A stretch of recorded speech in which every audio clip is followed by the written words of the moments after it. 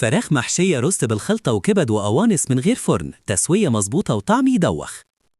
المكونات: فرخة متوسطة 1.2 ل 1.5 كيلو، بصلة كبيرة مفرومة، 3 فصوص توم، جزرة مبشورة اختياري، كوباية رز مصري، نص كوباية كبد وقوانص مقطعين صغير، معلقة سمنة، ملح، فلفل اسود، بهارات فراخ، قرفة، حبهان بودر، رشة زعتر، معلقة زبدة لدهن الفرخة، ورق لورا، عود قرفة، حبهان صحيح.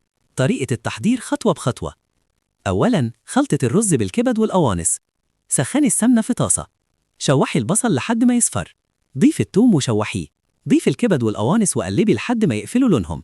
ضيف الجزر لو بتحبيه. نزلي الرز وقلبيه مع الخلطة كويس. بهري بالملح والفلفل والبهارات والقرفة. اديله تقلبتين، ما نسويش الرز على النار. الفرخة. احشي الفرخة بالخلطة نص سوا. اقفليها بخيط أو خلة. التسوية على البوتاجاز. حطي زبدة في حلة كبيرة. شوحي الفرخة من كل الجوانب لحد ما تاخد لون ذهبي جميل.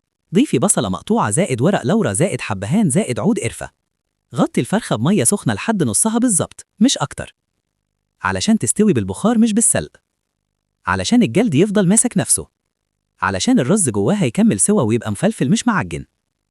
ولو المية قلت، زودي ربع كوباية مية سخنة بس. غطي الحلة وسيبيها من ساعة لساعة وربع نار هادية. قلبيها كل شوية علشان تاخد سوا متساوي. لو عايزاها تتحمر، ادهنيها زبدة ومرقة وحمريها في طاسة نار عالية.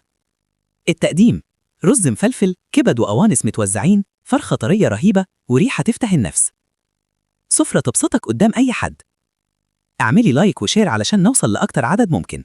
اللايك مش هيفرق معاك، لكن بيفرق معايا جدا علشان نقدر نستمر وننشر كل جديد. اكتبيلي في الكومنتات هتجربيها امتى. وما تنسيش تصلي على الحبيب صلى الله عليه وسلم.